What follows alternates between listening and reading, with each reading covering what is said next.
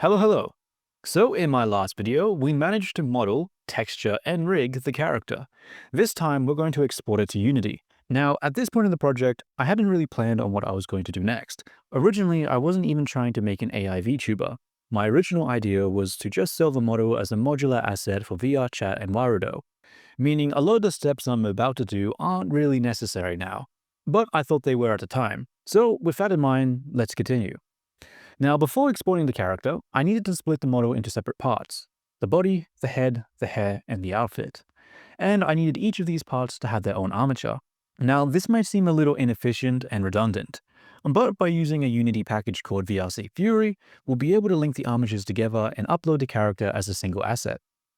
By organizing the project this way, it means that if we ever want to switch out a piece of the character for a new one, it can be done without much hassle. So after splitting up the character into individual parts, I exported all those parts as an FBX file and then imported them into Unity.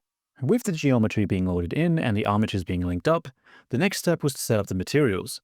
To do this, I basically just used the Little Toon shader on default settings. The only exception to this was the eyebrows, since the eyebrows were constantly being obscured by the hair, which isn't great since it means you can't really see the expression. To solve this, I just changed the render order and placed the eyebrows in front. The next step was to add physics. I added Fizzbones to the dress and the hair, tested it in VRChat, went back and forth a few times to fix the clipping, and finally the character was moving and looking the way I wanted.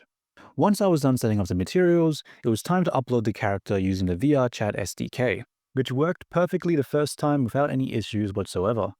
After uploading the character to VRChat, I went to an MMD world to see the character in action and to spot any instances of clipping, which there were a lot of, which meant I had to go back to Blender and fix up all the weight painting issues.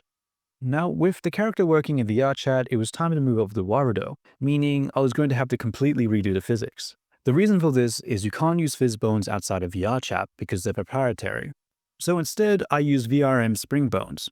Now, VRM Spring Bones don't have angle constraints, so to stop them from flopping around, you have to set up sphere colliders, which is tedious as hell.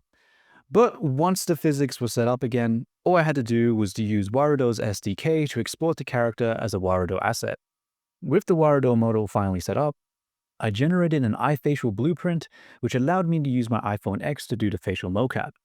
And it wasn't exactly perfect, but it was good enough. And with that, the custom VTuber model was finally done. So how long did it take me to make this VTuber model? Well, I actually streamed every part of the process. Well, almost every part of the process. But approximately, modeling this VTuber character took me around 108 hours. AKA a long fucking time. So if you ever wonder why VTuber models cost so much money, this is the reason. Because shit takes fucking forever. Yes, there are ways to speed up the process, but there's only so much you can do in order to reduce the workload. And with that, it's time to give the character some personality. But that will be for the next video. So until then, ciao ciao, till next time. Thanks for watching.